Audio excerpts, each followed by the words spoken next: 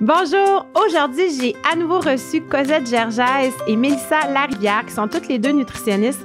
Dans un premier épisode, elles étaient venues nous parler de l'alimentation en général de l'enfant et on avait vraiment mis la table pour l'épisode de cette semaine qui est l'alimentation intuitive. Alors, on a démystifié tout ça. Qu'est-ce que c'est l'alimentation intuitive?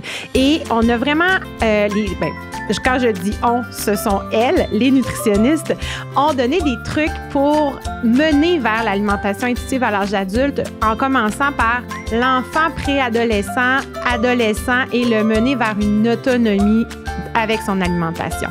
Je vous souhaite une bonne écoute. Bienvenue au podcast Grandir ensemble. Ensemble! Par Placote. Bonjour, Mélissa. Bonjour, Cosette. J'ai regardé Cosette en saluant Mélissa. C'est pas parce que je vous ai mélangé. Je suis contente de vous recevoir à nouveau aujourd'hui.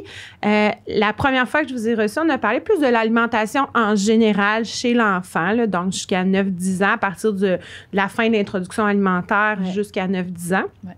Aujourd'hui, on va parler d'un sujet qui est d'actualité. On en entend beaucoup parler pour les adultes, l'alimentation intuitive. Mm-hmm. Mais d'abord, je vais vous laisser vous présenter parce que c'est peut-être pas tout le monde qui ont écouté l'autre podcast. Donc, Mélissa. Alors, bonjour. Moi, c'est Mélissa Larivière, diététiste nutritionniste, fondatrice aussi de J'aime Love Nutrition. Et depuis les 6 derniers mois, je fais partie aussi de la merveilleuse équipe des nutritionnistes en pédiatrie. Donc, moi et Cosette, on a fait connaissance pendant la pandémie. Je suis aussi maman.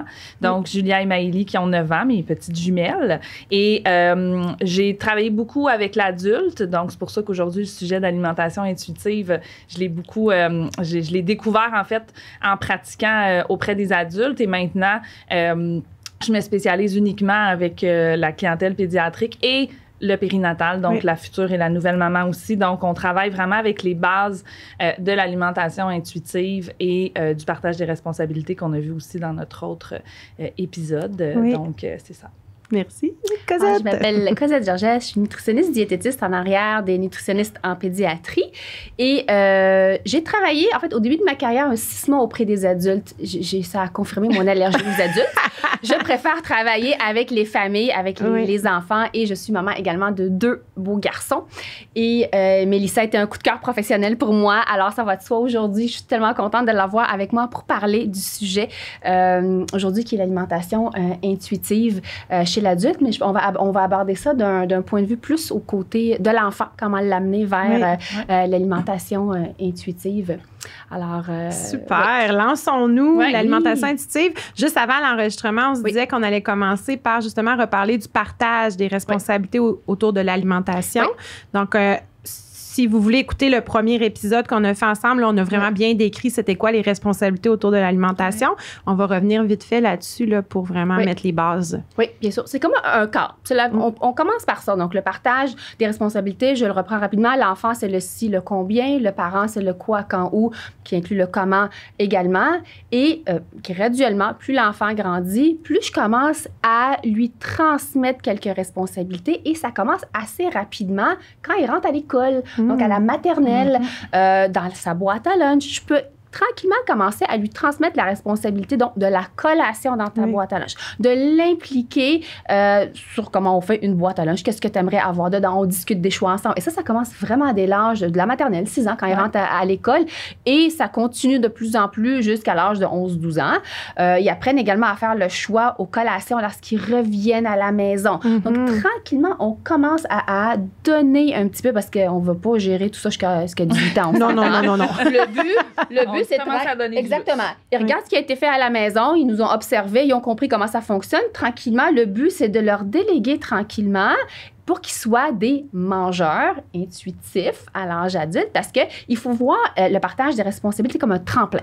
Oui. C'est un tremplin qui va vous projeter vers l'alimentation intuitive à l'âge adulte, parce que oui, ils naissent comme des mangeurs avec la capacité de devenir des mangeurs intuitifs, les enfants. Donc, ils ont cette capacité innée, mais il faut la travailler. Ils ont besoin d'un cadre, d'une structure, des occasions pour se pratiquer à l'heure des repas, à l'extérieur des heures des repas, comment ça fonctionne. Donc, c'est là où vient le partage des responsabilités, le tremplin, pour ensuite laisser mon enfant à l'âge adulte faire ses propres choix et rester un mangeur compétent et intuitif. Oui, exactement. Ouais. C'est exactement ce qu'on veut faire. Puis en effet, dans quand on dit qu'on les implique davantage, j'aime bien rassurer les parents et leur dire que vous restez quand même toujours responsable du quoi.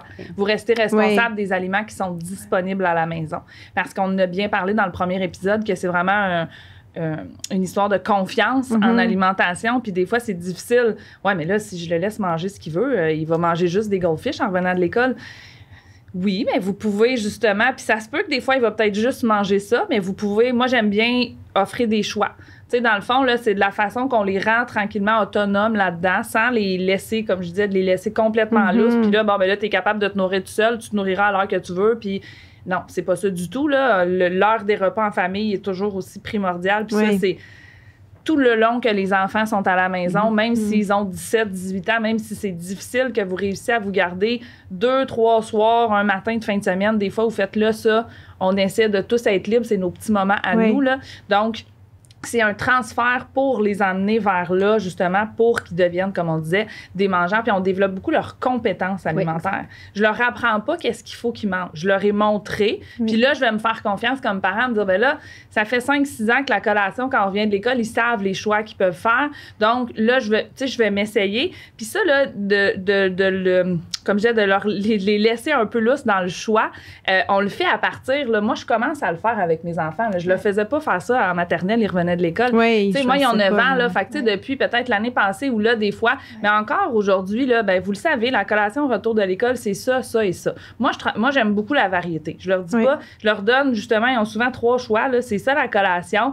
Puis, des fois, ça me tente pas de manger ça, ben là, c'est ça que là, demain, on changera si tu veux, là.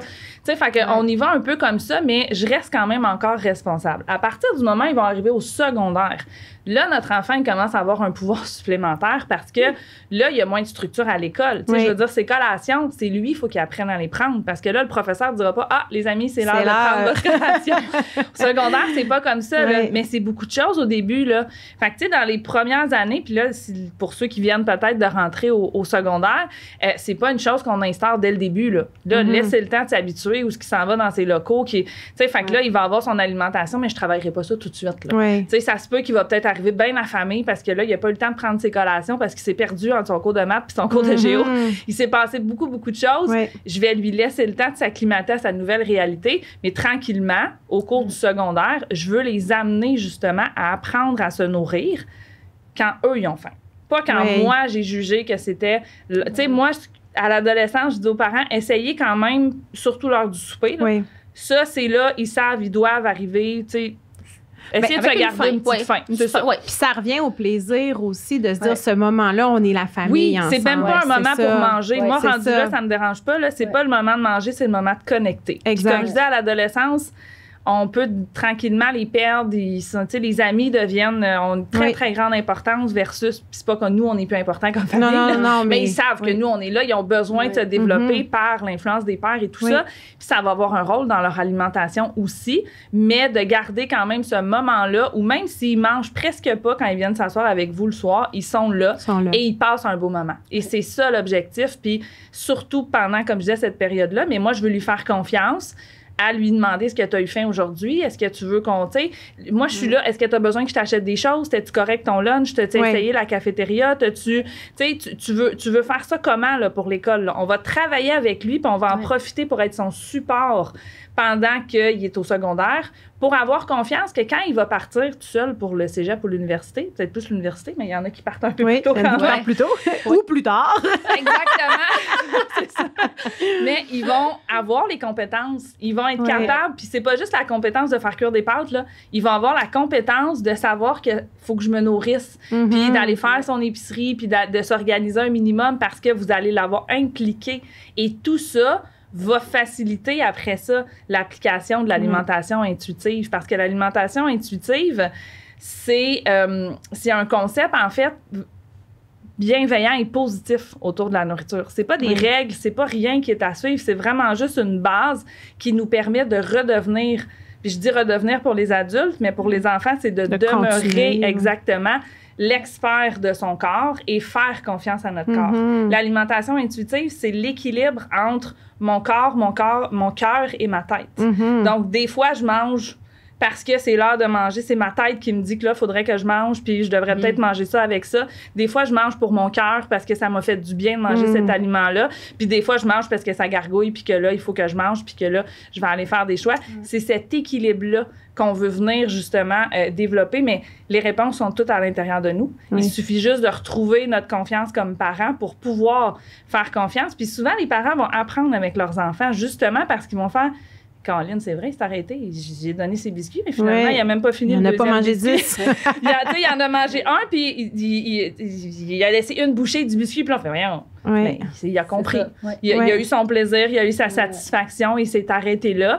Et on revient toujours à ça, on en a parlé beaucoup dans le premier, mais c'est une question de confiance, puis à l'adolescence, hyper important. Encore plus. Là, encore plus cette confiance-là, même si notre enfant a l'air complètement de se foutre de nous, il y a quand même besoin que je lui fasse confiance dans ses choix. Puis ça se peut qu'il va aller faire les mauvais choix ou qu'il fera pas nécessairement, mais il va apprendre aussi, puis il sait qu'on a quand même confiance en lui, puis qu'on va le laisser faire ses apprentissages, mais qu'après ça, il va avoir confiance qu'il va pouvoir venir nous en reparler, et qu'il va pouvoir venir nous redemander justement des petits conseils ou des « Ah, j'ai fait ça, tu sais, ça avait pas bien été. Peut-être que la prochaine fois, je vais essayer d'y penser. Là, j'avais mon examen, ça m'a gargouillé pendant mon examen, ça m'a tout déconcentré. Peut-être que la prochaine fois, je vais m'emmener une petite collation. Tu avais raison, je devrais peut-être déjeuner le matin. » Il faut que ça vienne de lui. Il ne faut pas que ce soit nous, toujours, qui sont en train d'y répéter. Fait que c'est là que... Puis clairement, je t'ajouterais, mon plus vieux, moi, il est rentré au secondaire. Puis pour la première fois, il m'a apporté quelque chose. Puis on s'entend, c'est pas venu de chez nous. Tu sais, chez nous, on implique vraiment les enfants dans le choix des aliments et tout ça. Et puis là, il m'est arrivé, il m'a dit, hey, mon ami, il n'a pas le droit de manger ça chez lui. C'est interdit. Ou c'est interdit à la maison. Mais dis pourquoi c'est interdit? Oh là là! C'est une bonne question. Oui, mais c'est ça, je trouve. Au secondaire, ils sont exposés à des choses, à des discussions qu'habituellement au primaire, on dirait qu'ils l'étaient moins. Tu sais, ils côtoient des secondaires 2, des secondaires 3. Fait que les discussions sont pas les mêmes. Ils ont accès aux réseaux sociaux. Il y a des revues. Il y a des choses qu'ils voient pas nécessairement au primaire. Alors, hyper important, tu l'as souligné, de leur faire confiance, de commencer vraiment le partage de responsabilités étant jeune pour les amener vers l'alimentation intuitive. Tu parlais de la tête, du cœur et du ventre. Pour moi, c'est comme des outils, une boîte à outils qui est pleine pour qu'ils soient capables de dire « Ouh, lui, il fait ça, il calcule ça, il n'a pas le droit de manger ça telle journée de la semaine. Là, c'est juste la diète liquide, ça, c'est ça. » Me semble que c'est louche. Je pense puis le petit jugement critique qu'on veut justement leur permettre, parce qu'au secondaire, ils en ont besoin, puis là, leur cerveau se développe pour qu'ils sont en train de le développer. Quand ils sont plus jeunes, cette partie-là n'est pas développée, fait qu'on peut pas demander à un enfant de, nécessairement d'avoir cette nuance-là, des fois, justement, pourquoi chez Rosalie, ils peuvent manger ça, puis nous, on mange pas ça, ou l'inverse, tu sais. Mais à l'adolescence, ils vont développer donc, comme tu dis, comment ça se fait qu'eux autres, ils font c'est une bonne question. Toi, t'en penses quoi? Oui, exactement. C'est toi, t'en penses quoi? Exactement. Ça doit être plate parce que c'est bon, manger ça. J'ai dit parfait, c'est parfait. C'est ça. Puis c'est parce qu'il le voit dans sa boîte à lunch, il y a comme de tout. Puis il dit, il me trouve chanceux d'avoir beaucoup de choses dans ma boîte à lunch qu'ils n'ont pas le droit de manger. J'ai dit, d'accord, c'est correct, mon coco. Mais il remarque la différence. Et je me dis, il y a juste 12 ans, ils viennent commencer. Mais c'est qu'éventuellement, là, on parle, ils vont partir de la maison, plus ado-adulte, 16-17 ans. Ils vont voir sur les réseaux sociaux, ils vont voir les diètes de ça, les diètes de ci. Ils vont, moi, j'aime tel chanteur, mais tel chanteur, il mange ça, il mange ci, il ne mange que ça. Je me dis, ça, c'est vraiment la base. C'est vraiment les valeurs alimentaires qu'on veut transmettre à notre enfant. Plus il le voit, plus on le travaille. Oui, c'est long, oui, c'est difficile. Puis oui, parfois, ils vont nous envoyer promener parce que ça leur tente pas, parce que leur ami fait ça, puis ils ont le goût de l'essayer. Mais faites-leur confiance, ils vont revenir. Ils ont besoin de faire leur expérience. Comme un petit enfant, il a besoin de manger. Les expériences qu'un enfant fait à 4 ans, c'est pas les mêmes qu'un enfant va faire à 13 ans. Manger 25 biscuits, vomir. C'est plus dans le trouble à 13 qu'à 4. C'est ça. Manger 15 biscuits, là, il l'a déjà fait. Là, on est passé à d'autres choses. Faire d'autres expériences. Et c'est pour ça la connexion, on en a parlé, la confiance. On veut que nos enfants se sentent à l'aise de nous dire c'est quoi ça? De nous poser à nous ces questions-là. Ouais. Qu'est-ce que ça fait? Mais c'est quoi ça? Et au lieu de le faire en cachette. Tu sais, manger en cachette, quand ils sont petits, ils vont manger en cachette, mais plus vieux, ils vont le faire à l'extérieur de la maison. Oui, mais je veux qu'ils nous le disent. Je veux qu'ils nous le disent. Exactement. Je veux pas qu'ils soient gênés de me dire que ce midi, il a décidé d'aller manger au McDo avec ses amis. Oui. Oui, ben c'est correct. Puis c'était-tu bon, tu sais, puis tant mieux, là, après ça, on passe à autre chose. Puis, tu sais, à partir du moment où on essaie encore là de les gérer, puis en ayant appliqué, puis en ayant ces valeurs-là quand ils sont tout petits, puis là, tu sais, tu l'as bien démontré, l'adolescence, le secondaire, nous permet, là, on voit que, écoute, on n'a pas fait ça paye. bien. Ça paye. Ouais. Ça paye. Mais tu sais, quand on vous disait dans le premier épisode d'être patient, là, ben si votre enfant a 4 ans, puis vous dites, hey, là, c'est juste à 12 ans que je vais voir. Non, vous allez voir d'autres progrès, là, dans le. C'est long. Non, mais vous allez voir d'autres progrès, sauf que rendu là, c'est que vous allez réaliser que, ben, Colin, tu sais, je l'ai dit, puis je vois, ben, ça a rentré, finalement. Ouais. Tu sais, puis c'est ça qu'on faisait à la maison, puis aujourd'hui, ils se posent des questions, ben, comment ça se fait? Puis, hey, ils me trouvent chanceux, mes amis, ben, il va être content de continuer à manger comme ça. Ses amis, ils trouvent chanceux. Ah, toi, t'as le droit de manger ça. Tu sais, au secondaire, justement, là, il n'y a plus de restriction de rien, là. Il n'y a plus de police des boîtes à lunch ou des collations, des fois. Puis on pourrait faire un autre épisode là-dessus, mais bon. Un autre truc, ils peuvent sortir aussi. Mais c'est exactement, ils ont accès à la cafétéria, ils ont le droit de sortir. Donc, tu sais, là, au début, c'est ça. Fait que là, tu fais, OK, tu trouves ça comment? Tu sais, tu veux qu'on en. Fait que c'est pour ça que je dis que c'est un travail d'équipe, mais il faut toujours que ça vienne quand même d'eux. Même si des fois, on va utiliser certaines stratégies qui vont faire que, bon, c'est correct, tu sais, ici. Tu sais, mais faites-vous confiance comme parents. On guide. Vous guidez, exactement. Donc, tu sais, mais des fois, il va se ramasser dans le fossé, puis après ça, je vais aller le chercher. C'est ça. Tu sais, fait que c'est toute cette partie-là, mais dans l'alimentation, à l'adolescence, on commence tranquillement là, le côté autonomie. Puis, Lynn Sarah, dans son livre, elle le dit bien. Tu sais, on donne, c'est une recherche d'indépendance, l'adolescence, on donne l'autonomie, mais on n'abandonne pas nos enfants. Oui. Donc là, c'est pas, ben là, tu sais, Vas-y. Non, mais tu sais, des fois, justement, on parlait de l'heure des repas, on parlait de, puis là, ben c'est beau, là, je vais finir, tu sais, ils sont rendus plus grands, ben là, je finis plus tard de travailler, il y a une lasagne dans le frigo, puis je comprends, ça va être la réalité des fois, puis c'est correct, là, parce que justement, je lui apprends, il va faire réchauffer la lasagne, quoi que ce soit. Mais de là à complètement, justement, l'abandonner, là, puis de faire, bon, ben, il est capable de ce que manger. tu veux, c'est ça, là, il y a ça, tu te cuisineras ce que tu veux. Et là, attendez un peu, il va falloir quand même apprendre à ce qu'il a envie de manger, le cuisiner, même pour nous comme adultes, là, ça nous tente pas tout le temps. Donc, il faut que je lui apprenne la planification des repas. C'est toutes les choses qu'on va, quand je parlais des compétences, nous, on le fait comme famille, tranquillement, je vais l'impliquer. Viens, on va le faire ensemble. Puis la planification des repas, moi, je le fais déjà avec les enfants. Là. OK, qu'est-ce que tu as envie de manger cette semaine? Toi, tu aimerais ça manger ça. Toi, tu aimerais ça manger ça. Puis là, à partir de ça, on développe le menu, puis des fois, il va jouer un petit peu dans la semaine. Là, mais tu sais, il y a un minimum de planification qui se fait. Mais tranquillement, quand ils grandissent, on va les impliquer là-dedans pour que pour eux, ça devienne aussi la base, puis qu'ils comprennent que planifier les repas, c'est pas une corvée. C'est pour faciliter le fait d'avoir du plaisir à manger. Parce que si je ne planifie pas, j'arrive à 5 heures à tous les soirs, j'ai pas le goût de faire à manger. Moi non plus, j'ai pas le goût. Je vais sortir du congélateur. Puis c'est correct, là, j'en ai des repas dépanneurs, mais si c'est ça tout le temps, ça se peut que les légumes, il y en ait moins. Ça se peut que j'aille moins. Puis c'est même pas une question, encore une fois, de qu'est-ce qu'il y a sur la table. J'ai plus de plaisir à manger. J'ai perdu le facteur satisfaction en cours de route. Tu sais, l'autonomie, ils la cherchent, les enfants, depuis qu'ils sont 18 mois, 2 ans. Là. Ils cherchent l'autonomie, les enfants. Peut-être pas de la bonne façon à 2 ans. Mais des fois, ça vient le chercher.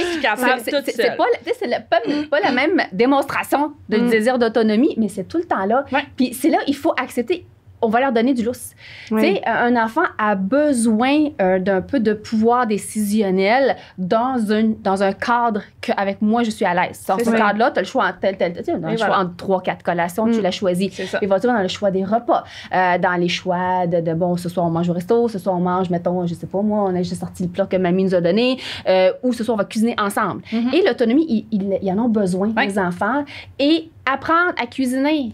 Tout petit, ils aiment ça. Juste, ils jouaient gling-gling avec les tasses à mesurer, avec le rouleau à pâte. Ça commence tout petit, mais si là, ça te tente pas, là, t'as sali, puis là, tu retiens tout le temps, c'est pas le fun. Fait que vraiment réveiller cette petite curiosité d'en apprendre un peu plus sur les aliments ou juste goûter pendant qu'ils sont debout puis ils nous regardent. Là, ils font juste goûter, jouer dans le sucre. Moi, j'aimais ça, dessiner des affaires dans le sucre. Casser les œufs. Moi, chez nous, là, à chaque fois, casser les œufs. Il y en a un qui avait éclaté Mais on a tellement ri. L'œuf a explosé. Ah, bon Dieu. Oui, mais c'est ça. On a du plaisir, C'est oui. ça le plaisir. Mais oui, c'est salissant. Oui, ça promet. À un moment donné, ils vont vous aider. Puis assez jeunes, tu sais, à moi, déjà à 4 ans, ils sont capables de, si on leur laisse cette chance-là, d'apprendre. Puis, tu sais, graduellement, tu sais, au primaire, rendu au secondaire, comment tu veux qu'ils t'aident s'ils sont pas capables de casser un œuf? Tu sais, je veux dire, la marge, elle est, tu sais, la marge, elle est vraiment C'est même grande. pas tant le côté... il est pas capable de casser un œuf. Ça tente pas. Ben, c'est pas juste ça aussi, c'est qu'il a pas confiance qu'il est capable de casser un œuf parce que ça fait je sais pas combien de temps que non, tu peux pas le faire. Non, ça va faire des dégâts. Ben, je dois pas être capable de le faire. Fait que, tu sais, le côté d'apprendre à notre enfant à cuisiner à l'adolescence puis de l'impliquer, c'est aussi super bon pour son estime de soi.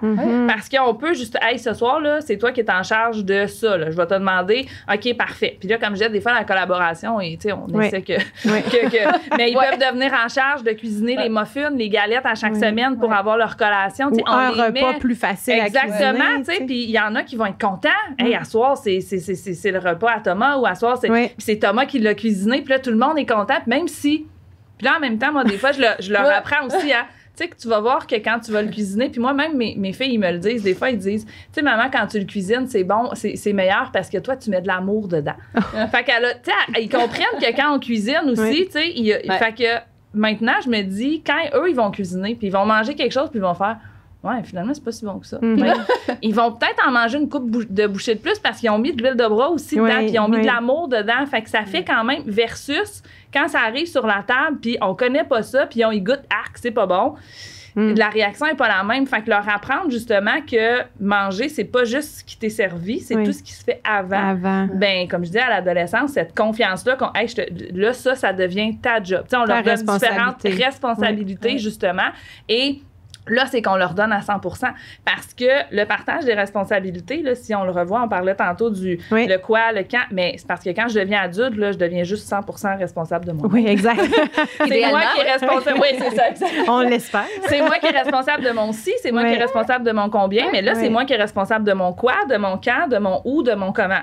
Bien, c'est pour ça qu'on veut leur apprendre quand ils sont petits, puis qu'au début, comme je disais, il y a beaucoup plus de structure, mais tranquillement, on fait un passage pour qu'ils deviennent, puis même comme adulte, des fois, il faut revoir nos propres responsabilités parce que mon quand, ça marche pas, là, je me nourris pas. Comme je disais, le comment, j'ai plus de plaisir à manger. Je suis toujours en train de manger à mon bureau, vite, un coin de toast, j'ai plus de satisfaction à manger.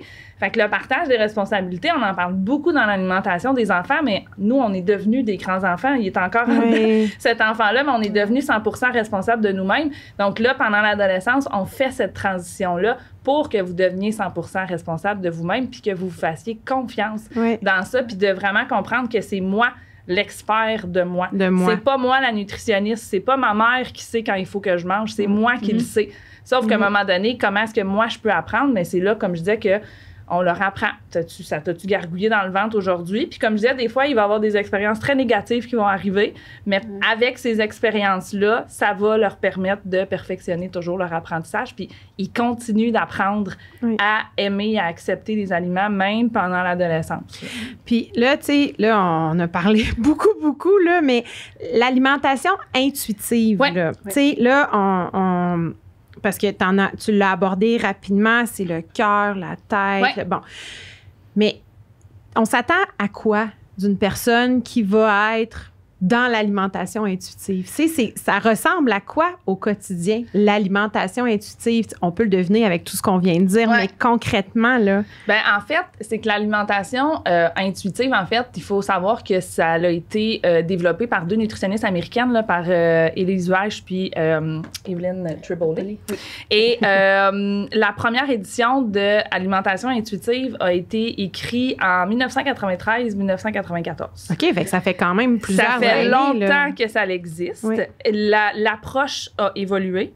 Et l'approche ne sera pas la même pour chaque personne. Okay. Donc, c'est là que c'est important, justement, de comprendre que, un peu comme le partage des responsabilités, l'alimentation intuitive, c'est une base. Oui. Donc, c'est une base selon laquelle on rejette la culture des diètes. Donc, et ça, c'est une des premières choses qu'on fait, justement, à l'adolescence, quand on commence à leur parler de ce principe-là.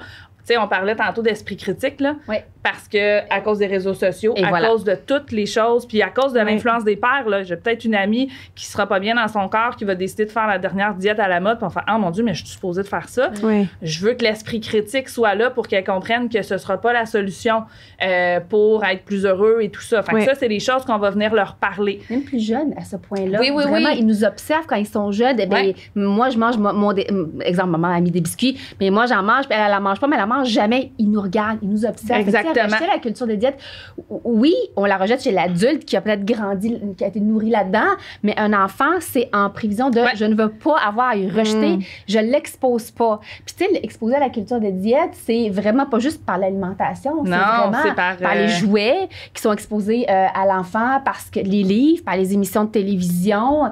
Qui n'a pas vu une émission de télévision de Monsieur Astérix qui mange? Puis maintenant, on les écoute tellement avec un autre œil, là, ces émissions-là, les films que j'écoute avec mes filles, des fois, puis je fais « Oh mon Dieu! » Puis là, c'est pour ça que là, tu sais, moi, j'aime bien ne pas être dans « Oh mon Dieu, mais ça, c'est pas correct. » Puis ça, tu sais, je veux... Hey, t'en as pensé quoi? T'as-tu remarqué que c'est tout le temps ça? Tu sais, puis comme on disait, ça, il est jamais trop tôt pour commencer à en parler. C'est qu'à l'adolescence, le principe de rejeter l'alimentation des diètes, c'est parce qu'on le sait que c'est là que ça peut commencer, ce comportement-là, puis même plus jeune, là, les petites filles de 7 à 9 ans, là, il y a beaucoup de jeunes filles qui ont déjà tenté de perdre du poids. 7 à 9 ans, là, tu sais. Mais d'où ça vient à ce moment-là, des fois, comme je disais, là, oui, il faut voir notre environnement à la maison. Est-ce que moi-même, comme maman ou papa, tu sais, on est toujours à la diète, toujours en train de se peser, toujours... Tu sais, faut revoir tout ça, mais quand on parle de cette culture-là, il faut comprendre qu'elle est là. On vit dans cette société-là.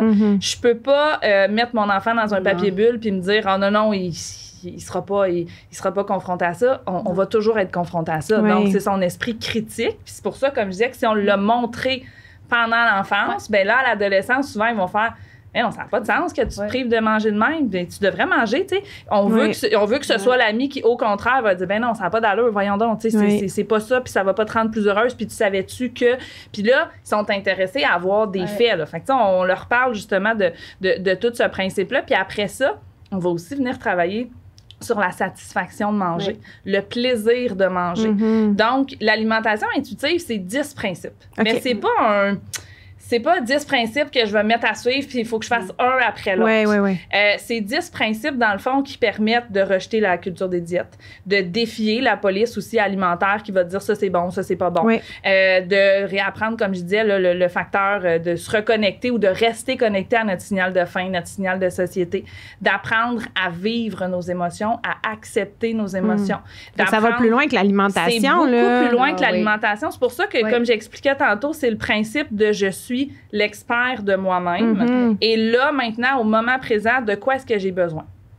Et ça se peut que ce midi, ce soit plus la même chose. Ça se peut que ce soir, mais il y a juste toi qui le sais. Moi, je le sais pas. Puis, est-ce que tu devrais manger des légumes? Moi, je suis pas supposée d'avoir à dire que tu es supposée de manger des légumes. Et on vit dans une société où, au contraire, tout le monde nous bombarde. Ben non, tu devrais faire ça. Ben non, mais tu devrais faire ça. C'est important. Il faut que tu fasses 150 minutes d'activité phisique par semaine. Il faut que tu manges tes 5 portions de fruits et légumes par jour. Depuis toujours, on est... Puis, je veux dire... on fait un mea culpa, mais notre métier, notre profession a fait aussi que c'est des messages qu'on a véhiculés. C'est pas, on n'est pas en train de dire que c'est pas bon puis que c'est pas vrai. On est juste en train de vous dire que moi, j'ai pas à te dire ce qui est le mieux pour toi. Toi, tu vas le savoir. Donc, si tu apprends à bouger pour le plaisir, c'est pas parce qu'il faut que tu fasses 150 minutes d'activité, puis c'est pas parce que ton corps a l'air de ça que toi, il faut que tu bouges. Donc, c'est toutes ces choses-là où... Pour moi, l'alimentation intuitive, c'est devenir l'expert de moi-même. Puis il y a des journées où j'ai besoin de manger ça. Il y a d'autres journées. Tu sais, il y a des bases, oui, là, où là, après ça, on va vous dire, ben essayez donc ça au déjeuner. Peut-être si vous rajoutez ça, ça va peut-être pouvoir vous aider. Essayez-le. Ça vous a-t-il aidé? Oui? Non? Parfait. La réponse. C'est vous qui le savez. Tu sais, c'est pas, ben sinon, c'est parce que tu manges pas assez de protéines. C'est parce que tu n'as pas mangé assez de fibres. À un moment donné, c'est le bien-être, exactement. Puis cette formule-là, en fait, cette approche-là a été développée comme solution à la perte de poids qu'on voyait très bien déjà dans les années 1990, que ça menait nulle part. Puis depuis, il y a eu, en fait, 4 éditions, mais 3 parce que la 2e édition, ils ont juste ajouté un chapitre sur les troubles alimentaires. Dans le 3e, qui est sorti, je crois, 2010, là, ils avaient fait quand même un peu une refonte. Puis là, le dernier est sorti en juin 2020, où là, ils ont vraiment changer un petit peu la base, là, parce que le côté stigmatisation à l'égard du poids, on le voit que ça a un impact sur la santé des gens. Et ils ont réécrit tout le livre, justement, pour enlever un petit peu j'ai juste le mot en anglais, mais ce trigger-là, que quand tu lis certaines choses, tu fais... Moi, quand je lis qu'il faut que je fasse 150 minutes d'activité par semaine, ça me fait sentir mal parce que moi, j'ai pas le temps. Puis moi, je me sens fatiguée. Ou j'ai pas le goût. J'ai pas le goût, j'aime pas ça. Puis moi, tu sais, fait que la 4e édition, puis ils ont ajouté aussi la DME. Oui. C'est ça, la section sur la DME dans la 4e édition parce que c'est un peu le début. Ouais. Je fais déjà confiance à mon enfant et je développe ses compétences, justement, pour apprendre à bien manger. Fait que la définition en tant que telle de l'alimentation intuitive, c'est, comme je disais, c'est juste redevenir l'expert de moi-même. C'est moi. C'est pas je mange n'importe quoi puis que c'est plus important ce que je mange. Puis c'est pas ça qu'on est en train de dire. On est en train de dire qu'au lieu de dire il faut que ça va venir de toi. J'ai envie de manger une salade pleine de légumes. Pas parce qu'il faut que je mange ma vitamine C, je mange pas des nutriments, parce que j'ai du plaisir à manger ça. Puis les gens ont perdu le plaisir de manger. Puis quand on leur dit « Oh, mais c'était-tu bon? » Ben là, j'ai mangé un cupcake, ça va me chicaner, là. Hier, là, j'ai triché, j'étais allée au McDo. Ben, de un, t'as pas triché, là. Tricher, c'est tricher dans un jeu. C'est tricher, mais tu triches pas dans quoi? Tu peux tricher dans un sport, mais on peut pas tricher dans l'alimentation. Mais ces discours-là, c'est tellement ancré en nous qu'après ça, avec les enfants aussi, on fait « Ah, mais là, moi, je veux pas que mon enfant, il vive avec ça. » Mais je comprends, mais il va falloir qu'on vienne travailler vous aussi, parce que veux pas, si vous êtes pas bien là-dedans, ça va devenir très difficile de faire confiance à votre enfant. Mais il y a des gens qui sont prêts à se lancer puis à faire mon enfant va me l'apprendre. Parce que lui, il les a, ces capacités-là, puis parce que lui, il n'a pas besoin de désapprendre tout ce qu'il a appris et d'accepter, comme je disais, qu'on est dans une culture... En tout cas, je veux pas être pessimiste, là, mais je pense pas qu'on va vivre... Et en tout cas, ça va toujours être là. Fait qu'à un moment donné, c'est être capable de faire « Hey, ça, là, non, je flush ça, que ce soit sur les réseaux sociaux, que ce soit... » Des fois, j'écoute des choses à la télévision, puis je fais « Non, moi, j'aime pas ça. Là, ça marche pas. » C'est pas quelque chose que je prends, donc je change de poste. Et... avec les enfants, comme je disais, quand ils nous les apportent, c'est d'ouvrir la discussion avec eux pour se développer, pas leur dire ce qu'ils doivent penser, mais pour les amener justement à ce qu'eux se fassent une propre tête puis qu'ils puissent justement se faire confiance puis faire... Si j'ai le goût... Moi, quand j'y repense, puis quand j'étais ado, là, je mangeais de façon intuitive. Là. Quand je suis rentrée en nutrition, là, je me suis mis à suivre un petit peu plus des... Puis c'est... Tu sais, parce que... Ça arrive à beaucoup de nutritionnistes, je pense, ça, hein? Ben, tu sais, que là, c'est important, il faut que je mange ça. Puis c'est pas qu'avant, c'était pas important, mais quand j'y repense, je me dis, je mangeais un peu de tout. Est-ce que je mangeais tous mes fruits et mes légumes à tous les jours? Je ne sais pas. Mais après ça, c'est que là, on embarque. Hey, j'ai-tu ma protéine? Hey, j'ai-tu mes fibres? Hey, j'ai-tu ça? Tu sais, notre métier fait aussi qu'on vient tout... on suranalyse quand on est spécialiste de quelque chose. Et voilà, donc, l'autocritique et l'auto-analyse est plus forte dans notre domaine. Là, ça, c'est certain. C'est pas de manger de façon mathématique. C'est ça. C'est de façon, tu sais. Puis, tu sais, on dit souvent... calcule des nutriments. On dit nourrir l'enfant dans le plaisir et la bienveillance, mais c'est d'être aussi bienveillant envers nous-mêmes en tant que parents. Sans enlever le jugement. Hey, à soir, là, on mange des hot dogs. Je suis pas un mauvais parent parce que vous avez fait des hot dogs à votre enfant. Ce soir, c'est ce que vous vous sentiez en mesure de lui offrir. Votre enfant était content. On pense à autre chose. Il va avoir plein d'autres. C'est que l'enfant, après, ressente que manger des hot dogs 7 fois par semaine, peut-être que son corps, après, se sent pas bien. Mais c'est pas parce qu'il va savoir que c'est gras, que c'est salé, peu importe. Il va savoir qu'il se sent moins bien. Puis à un moment donné, quand on mange toujours la même chose, là, on perd le plaisir de manger. Voilà. Tu sais, ça se peut que l'enfant, ça va peut-être être un petit peu plus long, puis il va vous étirer ça si vous lui offrez de manger des hot dogs à tous les jours. Fait que c'est pour ça que je dis aux parents, hey, c'est vous qui êtes responsable de la fréquence, là. Mais ça se peut qu'il y a des semaines que ça va être 4 fois du resto cette semaine, puis il y a d'autres fois que ça va arriver juste une fois par mois. Ça, c'est vous. Moi, j'ai pas à vous juger, puis vous avez pas à vous juger par ça aussi, parce que l'alimentation, c'est bien plus que ce que vous, votre enfant va manger.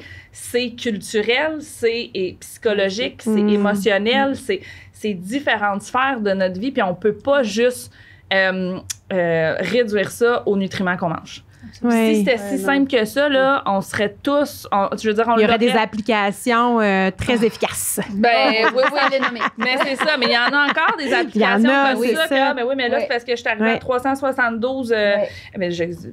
372 grammes de glucides aujourd'hui, mais c'est beaucoup trop, je suis pas supposée... Mais c'est tellement compliqué. C'est ça. Mais c'est ça. Compliqué, puis ça occupe tellement ta tête que tu peux pas penser à d'autres Ouais. choses. C'est compliqué, mais pourtant, Ouais. on dit quand c'est plus simple, ça attire moins les gens. Mais j'y crois pas. On dit que manger doit être compliqué. Non. Ouais. C'est pas facile, mais ça peut être simple, Ouais. manger. Oui. Puis au C'est- début, quand on essaie de retrouver une relation saine, là, je parle vraiment des parents, Ouais. pour devenir des meilleurs modèles pour les enfants. Au début, c'est beaucoup de lâcher prise. Puis au début, ça se peut, c'est vrai que le retour du balancier au début, là, si vous avez été très dans le contrôle et dans la privation, ça se peut que les aliments duquel vous vous êtes vraiment privé, on dit toujours c'est comme un pendule, là, vous allez aller dans l'autre extrême avant de venir retrouver votre équilibre parce que vous étiez dans un extrême avant. Ça se peut que vous allez peut-être manger des pâtes à tous les soirs pendant 2 semaines, 3 semaines, je sais pas, là.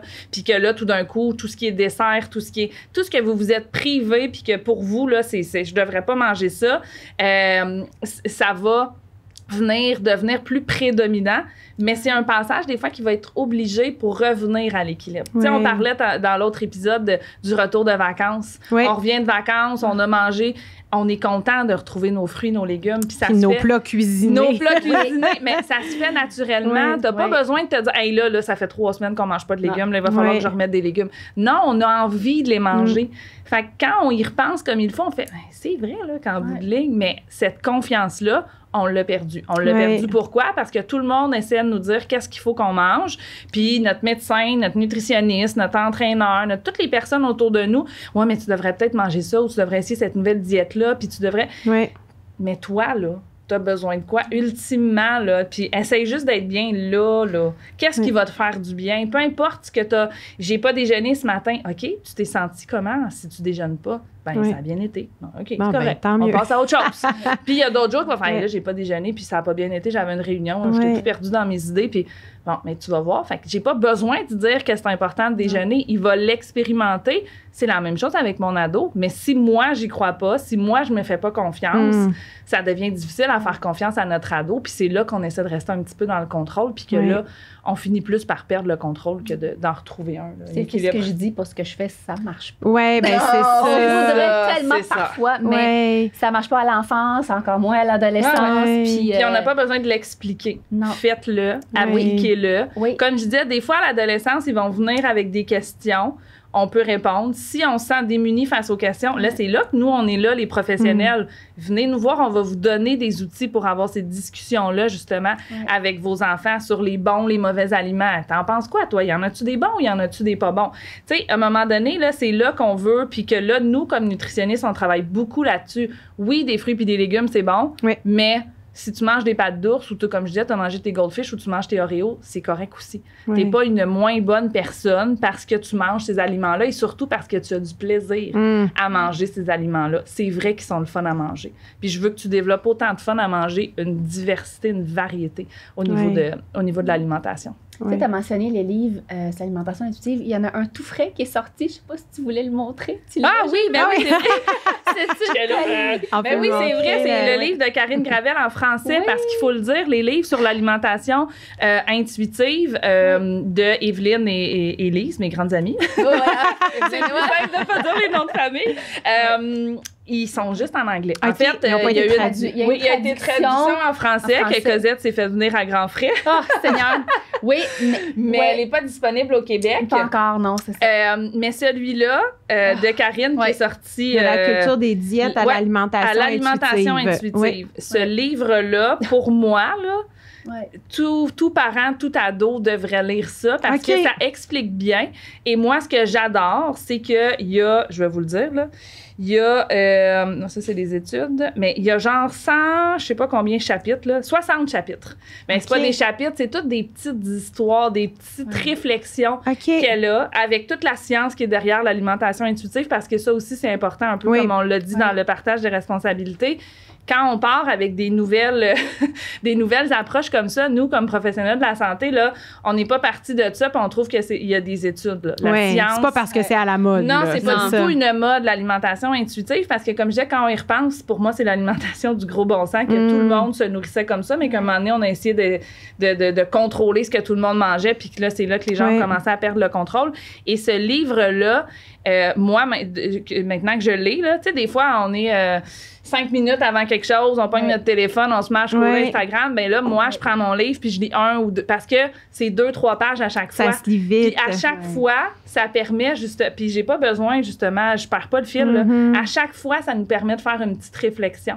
Fait que c'est vraiment, puis Karine est la pionnière en alimentation intuitive au Québec, là. Elle a fait une thèse de doctorat 2000, dans les années 2000, là. Je me souviens plus de l'année exactement. Ça fait là. 10 ans d'université, en fait. C'est ça, exactement, sur l'alimentation intuitive. Donc, il est tout nouveau, septembre 2021, il vient juste de sortir, mais si vous voulez justement un petit peu approfondir et comprendre qu'est-ce que c'est que l'alimentation intuitive, parce que comme je vous disais, c'est important, là. C'est pas une nouvelle méthode de perte de poids. Ça, je veux bien si quelqu'un essaie de vous vendre l'alimentation intuitive pour vous faire changer de poids, ça marche pas. Un peu comme quand on parle de végétarisme et de véganisme. Ça marche si pas. tu commences ça pour perdre du poids, c'est pas la bonne raison. Pour les bonnes valeurs. Non, exactement. L'alimentation intuitive, ce n'est pas ça.